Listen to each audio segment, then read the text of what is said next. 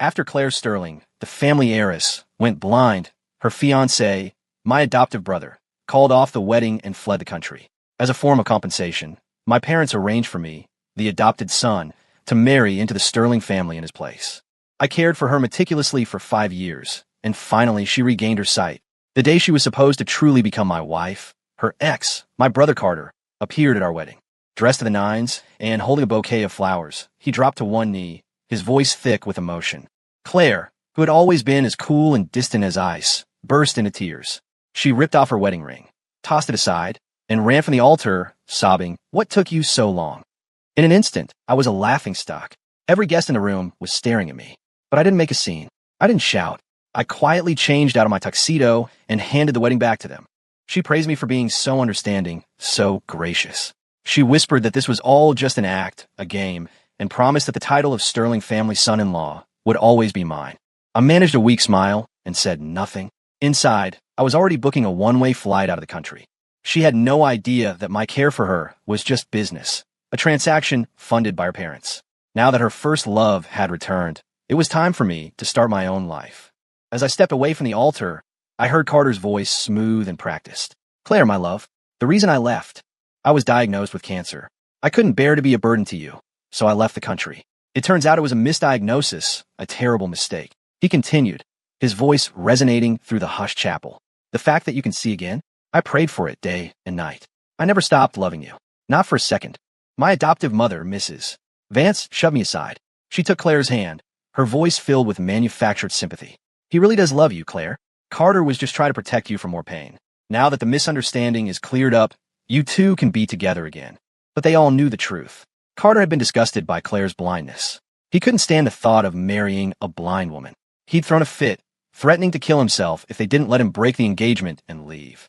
My parents, desperate to preserve the decades-long alliance between the Vance and Sterling families, shoved me into the role. Now, the moment Claire's vision was restored, he came rushing back to reclaim his prize. But surely, Claire wouldn't fall for his lies. Not after he abandoned her. Not after she'd spiraled into a depression so deep she'd tried to take her own life, and he never once came to visit. He'd only twisted the knife, telling her he'd never loved her. For 5 years, through every lightless day and night, I was the one by her side. I read to her, I fed her, I was her eyes. I was so confident. But in the next second, I watched as Claire, tears streaming down her face, took Carter's hand. "I knew it," she choked out. "I knew you had a reason." Seeing their hands clasped together felt like a punch to the gut. A bitter laugh escaped my lips. I was so naive. This was Carter, the man she loved so much she was willing to die for him. How could I, a mere stand-in, ever hope to replace him? My adoptive parents watched them, their faces glowing with relief. Then Mrs. Vance turned, saw me still standing there, and her expression soured. "What are you still doing here?" she hissed. "Isn't it enough that you got to live his life for 10 years? Now you're trying to steal his wife, too?" I looked at the couple I remembered as gentle and loving from my childhood, now staring at me with pure hatred, ready to push me out the door. My chest tightened. After Carter, their biological son, had disappeared as a child, they were destroyed. They adopted me because I looked so much like him. For 10 years, I had parents who doted on me and a childhood sweetheart in Claire who was my whole world. It was the happiest time of my life. The moment the Rael Carter returned, I was instantly discarded. My parents resented me for occupying the space meant for their real son. Even Claire, who used to joke she'd marry no one but me, fell straight into his arms. I met their hateful stares and lowered my eyes, defeated. They had raised me. I didn't even have the right to be angry. I nodded, ready to leave. As I turned, Claire finally seemed to notice my dejected figure. She raised an eyebrow at my parents. "Mr. and Mrs. Vance, watch what you say." "What do you mean, Steele? Ethan is my husband. No one can replace him." A flicker of hope ignited in my chest as she walked toward me. Just like when we were kids, she was still on my side. Claire took my hand, her voice a low whisper. "Ethan, I'm just playing along. Give me a little time, and then we'll go on that ski trip you've always wanted." Carter, who had followed her, let out a soft chuckle. My own laugh was hollow and humorless. We grew up together. How could she forget? I'm the one who got a concussion on a ski trip as a kid and have been terrified of the sport ever since. The one who was always begging to go skiing was Carter. So that's what it was. I was still his substitute. I had always been his substitute. Carter slung a cheerful arm over my shoulder. "Great. The whole family can go together." My parents pulled at Claire. "Don't waste your time on someone who doesn't matter." Claire shook them off, leaning close to my ear. "Don't overthink this. He ditched me for 5 years. I'm not going to just let that go. I'm going to make him pay for 5 days. After that, we'll get married and live our lives for real. I nodded, watching them go. Just then my phone buzzed. A message from my boss. Ethan, the Seattle headquarters is extremely impressed with your work. They want to transfer you. If you're good with it, you'd leave in 5 days. I looked up at the stage. Claire had her arm linked through Carter's, posing for photos with both sets of parents. They were the perfect, happy family. I had always been the outsider. Swallowing the bitter taste in my throat, I typed back. Sounds good. I'm on my way to the office to handle the transition now. My boss replied instantly. Aren't you getting married today? No rush. Talk it over with your wife. You can come in tomorrow. After the accident that blinded her, followed by Carter's abandonment, Claire had developed severe anxiety and depression. When I first started caring for her, she would lash out, leaving my arms covered in scratches. But slowly, she grew accustomed to my presence. She couldn't fall asleep at night unless she was holding my hand. If this promotion had been offered before, I would have worried about her mental state, given up the opportunity, and stayed to take care of her. But now, seeing her standing next to Carter, her smile radiant, her entire demeanor shifted back to the person she was before her illness. I knew her medicine had returned. It was time for the placebo to bow out. I quickly replied, the wedding's off. On the stage, Carter slid the ring onto Claire's finger. The crowd cheered. No one noticed me slip away. After finishing the handover at the office, I walked out of the building. To my surprise, Claire wasn't at the wedding reception. She was leaning against a luxury sedan, holding a bouquet of red roses, waiting for me. She waved. My coworkers shot me knowing, teasing glances before scattering. A strange feeling settled in my gut, but I walked over. Ethan, why did you just leave like that? You must not have eaten. I'll take you. Before she could finish, Carter got out of the driver's seat, cutting her off impatiently. Claire, why are you wasting so much time talking to him? He turned to me. Ethan, the Sterling family signet ring, the one meant for the son-in-law. You've been wearing it for me for 5 years. It's time to give it back. Claire shoved him angrily, telling him to be civil, then lowered her voice to me. Don't listen to him. You're the only son-in-law I'll ever recognize. But the ring, he needs to wear it at the family dinner tonight. Can you just lend it to him? He'll give it back tomorrow, I promise. I reached under my collar and pulled out the ring, suspended on a chain. The heavy gold was warm from my skin. Claire didn't know the whole story. My marriage and her family was purely a business arrangement. Her parents had never once considered me their son-in-law. Because my origins were unknown, they saw me as some lowlife, unworthy of even marrying into their family. They paid me a monthly salary to take care of Claire. The day she no longer needed me was the day I'd be kicked to the curb. Naturally, they never intended for me to have the family heirloom. It was Claire who, against her parents' wishes, had insisted. She'd gotten it for me and put it around my neck herself. I'll never forget her soft whisper then. Ethan, since you're my husband, you will have everything you deserve. Now, she was here to personally take back that symbol of her husband's status, to reclaim the favor she had once given me. I didn't hesitate. I pulled the chain over my head and handed the ring to Carter. It's yours to keep. You don't have to return it. Claire frowned at my words. I said it's a loan. What's that supposed to mean? Don't you want to be part of the Sterling family anymore? Carter sneered. What else could it mean? He's playing the victim again, trying to get your sympathy. Just like when we were kids. Despite the family, he'd refuse a ride and walk home barefoot in the middle of winter just to make it look like our family was mistreating him. Hearing this, Claire's face fell. She seemed to remember something, and a look of displeasure crossed her features. But that wasn't what happened. When Carter was found and brought back home, he was constantly crying about the hardships he'd endured. I had to get up before dawn to slop the pigs, chop firewood barefoot on the mountain in the dead of winter. I only got one meal a day, and it was just plain rice. My adoptive parents, furious that their biological son had suffered for a decade while I, an outsider, lived in comfort, decided I needed to experience everything he had. From then on, I was woken at dawn to pull weeds. I was forced to walk home barefoot in the snow. While the family feasted on gourmet meals, I was given scraps, less than what the household staff ate. Whenever I begged them to stop, they'd snap that it was nothing compared to what Carter went through. But his suffering wasn't my fault. I was just an abandoned infant they'd taken in. The story of my mistreatment quickly spread, and to protect the Vance family's reputation, they shifted the blame entirely onto me. They claimed I was acting out, intentionally embarrassing them because I was jealous of Carter's return. Overnight, I became the villain of our social circle. All the other kids ostracized me. It was what led to my falling out with Claire, who had always been my closest friend. Not long after, she and Carter started dating. Back then, I was terrified she would hate me. I told her the truth. But no matter how I explained it, no matter what proof I offered, she never trusted me the way she used to. In fact, she seemed to despise me even more. Now, meeting her searching gaze, I didn't bother to explain. I was leaving anyway. Let her believe the lie. I turned to go, but Claire grabbed my arm, sighing as if in compromise. Come to the family dinner tonight. Get in the car. I nodded. It could be a final farewell meal. I sat in the back. The entire ride, Claire sat in the passenger seat, laughing and chatting with Carter, reminiscing about the happy times they'd once shared. I didn't say a word. The car stopped at the Sterling Mansion. When we walked into the dining room, I saw that my adoptive parents, the Van Cess, were already there. That's when they slid a form across the table toward me. A kidney donor consent form. So that's why I was invited to this family reunion. Carter had been diagnosed with end-stage renal disease. He needed a transplant.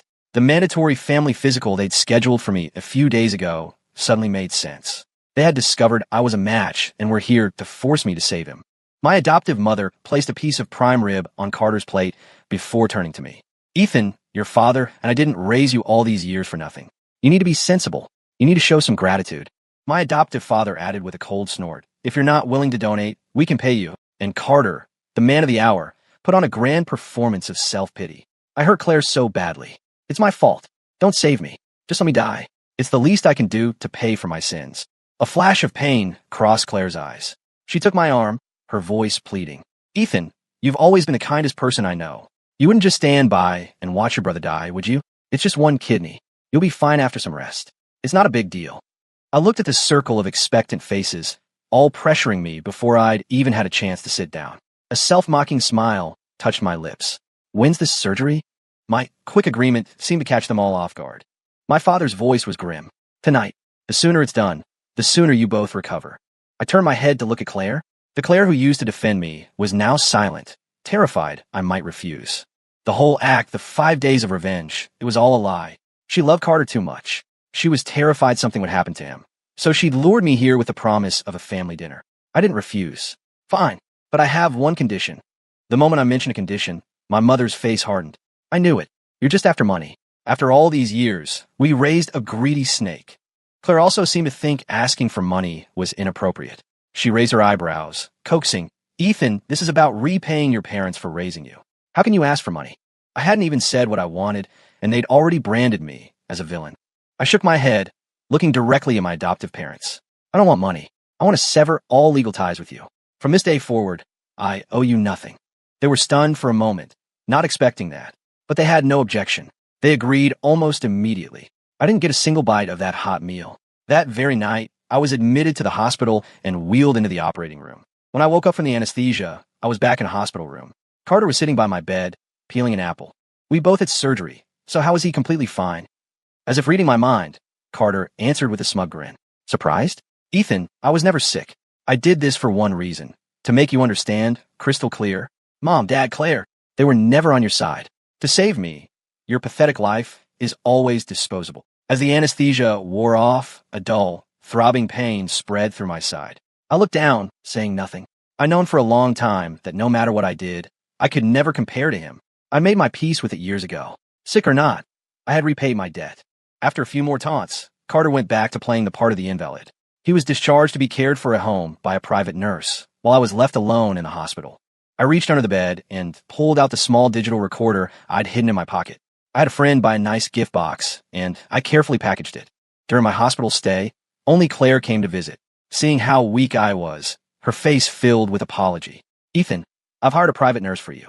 Just wait for me a few more days. As soon as I'm done with all this, I'll be back for you. I handed her the gift wrap box. She smiled, taking it and starting to unwrap it. I stopped her. Wait 4 days to open it. Otherwise, you'll ruin the surprise.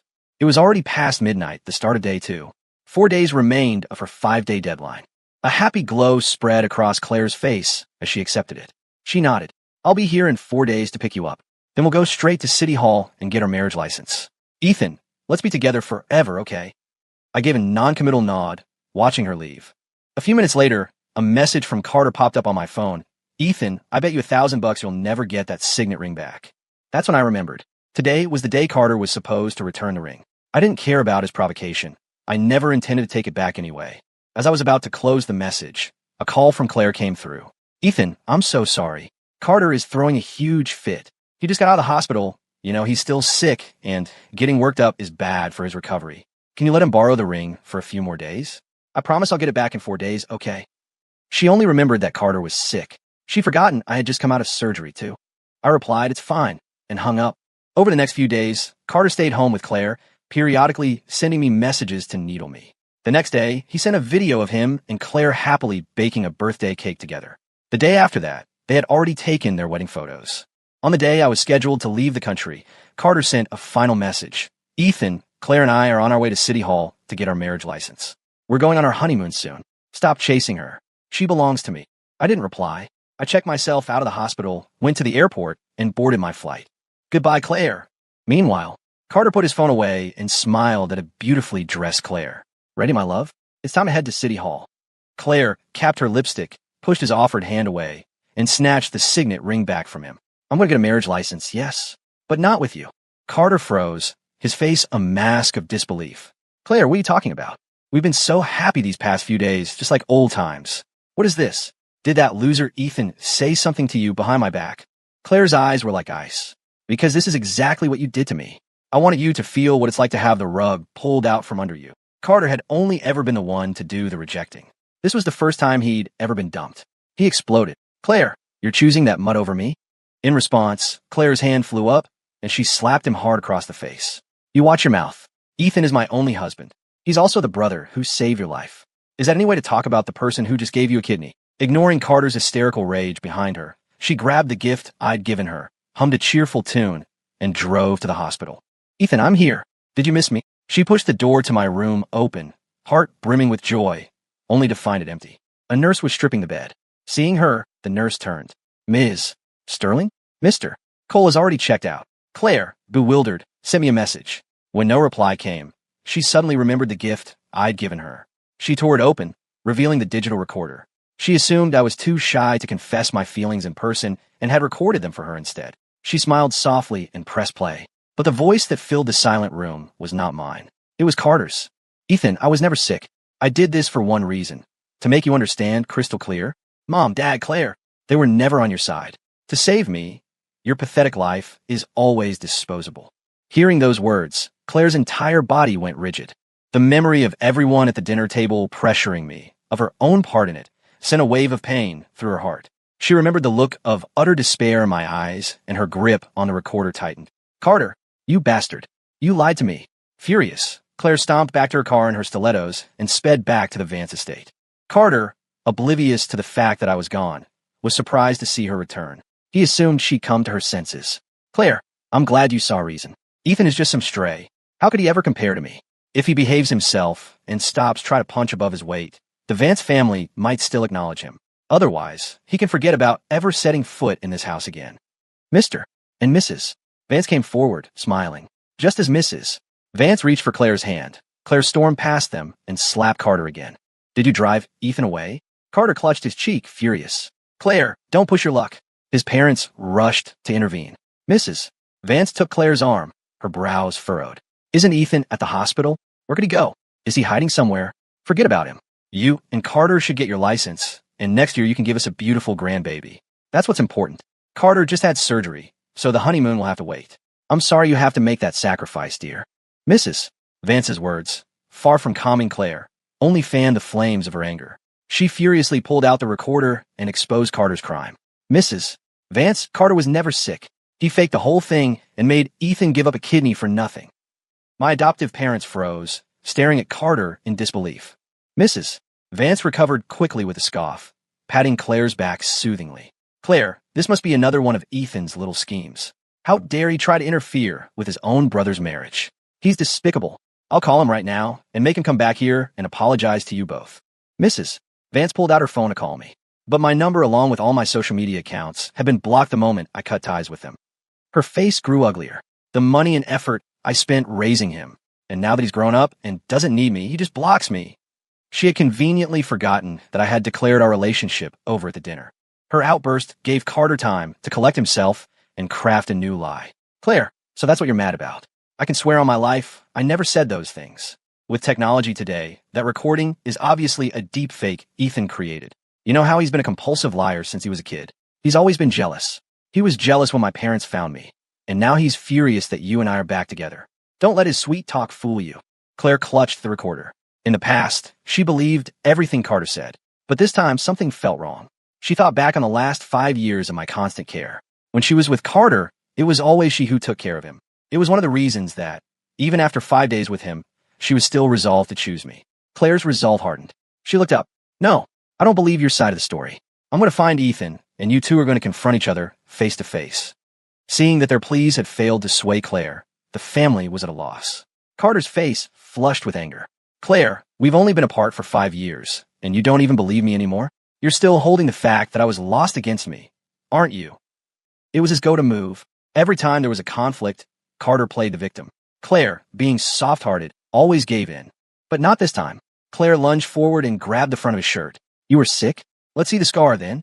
If you're so sure, let's see the proof right now. If I'm wrong, I'll apologize. The color drained from Carter's face. He wasn't sick, and being a coward who was terrified of pain, he would never have actually gone through with surgery just to frame me. Of course there was no scar. He didn't dare call her bluff. Seeing his expression, Claire let out a cold, dismissive laugh. I think the compulsive liar consumed by jealousy is you. Carter fell, silent, humiliated. After a moment, he dropped the act. So what if it was a lie? If my parents hadn't taken him in, he would have starved to death. I only asked for one kidney, not his life. What right does he have to refuse? If I hadn't been missing for 10 years, a loser like him would never have gotten a taste of the good life. He's just paying back a debt. Hearing Carter's confession, Claire pointed a finger at him, a bitter laugh escaping her lips. So you finally admit it. You're the truly evil one. As their shouting match escalated, Mr. and Mrs. Vance rushed into play peacemakers. Mrs. Vance pulled Claire aside, sighing. Child, what has gotten into you? Ethan is nothing but a malicious, worthless boy. Why are you so fixated on him? Claire saw the truth laid bare. Yet my adoptive parents still blindly favored Carter. It was then she finally understood the hell my life had been in that house. Just then, her own parents, the Sterlings, arrived. Seeing Claire arguing with Carter, Mrs. Sterling took her daughter's hand and joined the chorus. Ethan's background is a mystery. Who knows what kind of dirty blood runs in his veins? Aren't you afraid your children will inherit his bad traits? Seeing that even her own parents were against me, Claire finally snapped. Mom, you know better than anyone that when I was at my lowest, when I was sick, Carter abandoned me and ran off to Europe. Ethan was the only one who stayed by my side. All his care, all the good he did for me. Did none of you see it? You all talk about how wonderful Carter is, but what has he ever done for me? I'm telling you all right now. I will marry Ethan and no one else. Her father, Mr. Sterling, gave a cold laugh and pulled a folded document from his jacket. Silly girl, you think Ethan actually loves you? He was only ever in it for the money. He's nothing more than a paid servant. If you like him that much, Daddy will hire you a better one. Claire took the contract, her hands trembling as she read through it, page by page. As she read, the others chimed in with their own criticisms of me.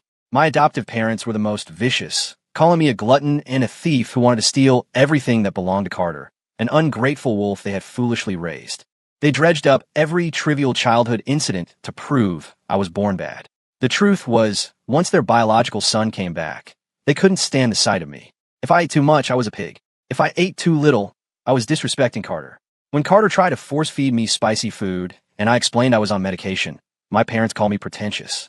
When I showed them the warning on a medicine bottle, they screamed that they had given me everything, and I had no right to show off my education in front of Carter. After he returned, being scolded was my new normal. They always said I wasn't good enough, but the truth was simpler. They just didn't love me. Claire's parents added that I was uneducated and lacked sophistication, that I was unworthy of their daughter. After she finished reading the contract, Claire placed it on the table. I've misjudged Ethan too many times. This time, I won't believe a word any of you say. Unless Ethan tells me to my face that he doesn't love me, I will not give up. Ignoring the stunned, angry faces around her, she drove home. She was on my side this time, but I was nowhere to be found. She rushed into my room and saw that my things were still there. Relieved, she assumed I was just hiding somewhere and hired people to find me. She knew this room well. She could navigate it in the dark without bumping into anything. But this was the first time since regaining her sight that she had truly looked at it. It was neat and tidy. On the desk was a stack of books on psychology, all the homework I had done when she was sick, trying to better understand and care for her. She walked to the desk, tracing the notes in my journals, studying my handwriting. A sudden desire to understand me, to really know me, washed over her. She looked around the room, a space filled with traces of me, and her frantic heart began to calm. As dusk fell, she found a yellowed, thick journal tucked away in the back of a drawer. It was my diary, a record of every important event in my life. When Claire opened it, It was like opening the book of my life, slowly stepping into my world. When I was first taken in, I was too young to remember anything else. I believe they were my real parents. My early entries were filled with the simple joys of a happy childhood. Then Carter was found, and my world collapsed. From that point on, the diary was filled with hardship. The only light in my teenage years was Claire's occasional kindness. She had good heart. Even when she disliked me because of the Van Cess lies, she would still step in if she saw me being bullied. I recorded every one of these small kindnesses. Unfortunately, by the time my own feelings for her bloomed, she was already with Carter. Claire read on, tears streaming down her face. Claire had her accident. Carter ran. Mom and Dad are making me marry into the Sterling family. I thought I could finally be with her forever, but her parents refused. They want to buy my devotion with a contract. For anyone else, I'd never accept this humiliation. But it's Claire. For her, I'll give up my dignity. I'll give up everything. Carter's back. Claire doesn't need me anymore. The contract is terminated. These 5 years of happiness were stolen time. Now that I've returned what was never mine, it's time for me to go live my own life. When she read the final entry, Claire finally understood the depth of my feelings for her. For years, not only were her eyes clouded, but her heart had been covered in dust. The person who truly loved her was right beside her, and she had been too blind to see. Knock, knock, knock. The sound at the door made her jump. Wiping her tears, she rushed to open it, thinking I had returned. But it was her assistant, Ms. Sterling. We checked with Mr. Cole's company. He's been transferred to the headquarters in Seattle. His flight left this morning. Claire grabbed her car keys and rushed out the door. Book me the earliest possible flight. I'm going to find him. Now. I was out shopping for groceries when someone crashed into me. I stumbled back, rubbing my eyes. I thought I was hallucinating. As I turned to leave, a voice cried out my name, and then Claire was throwing her arms around me. Ethan, I miss you so much. My body went stiff. This wasn't a dream. She held on for a long moment before my gentle struggling made her let go. She looked at me with a pouting, wounded expression. Why did you run off without a word? I've been looking everywhere for you. Seeing her act like this, she felt like a stranger. I instinctively took a few steps back, putting some distance between us. Aren't you supposed to be marrying Carter? What are you doing here? I had completely let go of my obsession with Claire. Those 5 years of care were payment for the kindness she'd shown me in our youth. But she misunderstood, thinking I was still jealous of her and Carter. She said sternly, "Who said I was marrying Carter? I told you. My husband is you and you alone." I pulled out my phone and showed her the messages Carter had sent me. Carter said so. You even took wedding photos. Claire, he's back now. You two should be together. Just leave me alone. Seeing the messages, Claire's anger flared. She started explaining frantically. Ethan, I listened to the recording you left me. I know what Carter did, how he framed you. My revenge on him is over. We could be together again, for real. Look, she said, holding up the signet ring. I got it back for you. Here, let me put it on. She moved to place the chain around my neck. But I stepped away. The past wounds were still raw. Her words couldn't just erase them. Claire's hand, holding the signet ring, froze mid-air. It was all a misunderstanding, Ethan. We've cleared it all up now, haven't we? I gave a cold laugh and pointed at the ring. You giving him this symbol of my position. Was that a misunderstanding, too? Panic flickered in her eyes. I had to make the act convincing. Her excuses sounded pathetic. If she hadn't wanted to give it to him, she could have found a million reasons to refuse. My body still felt weak from the surgery. I looked at her, forcing me to donate my kidney. Was that also a misunderstanding? Claire was speechless, the guilt in her eyes deepening. She looked at me, her expression full of pity as she cursed. It's all Carter's fault, that bastard. Daring to fake an illness to trick us. After I found out, I slapped him hard across the face. I got some payback for you. Just let go, okay? I'll stay here with you. I'll never have anything to do with Carter again. I shook my head, exhausted. I looked her straight in the eye and said, with all the sincerity I'd left, no, we should just end it here. She would never understand. The problem between us wasn't about a misunderstanding. It was that she, just like before, believed every word that came out of Carter's mouth without question. Whatever this twisted, broken thing between us was, I didn't want it anymore. I turned away from her and started paying for my groceries. Claire, heartbroken by my finality, but still trying, rushed to pay before I could. Let me. You just got here. You must be tight on cash. Her delayed concern brought me no comfort, only a suffocating sense of being trapped. I'm fine. Your parents were very generous. The money they gave me is more than enough to settle down here. Claire's hand faltered. She remembered the contract.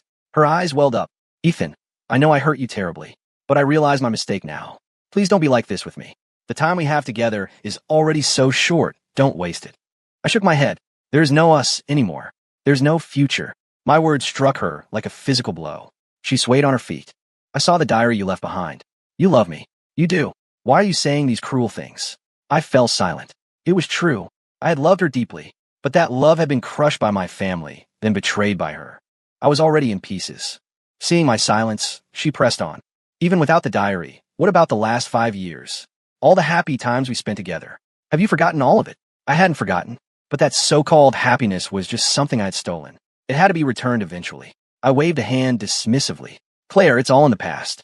Let it go. But this time she wouldn't.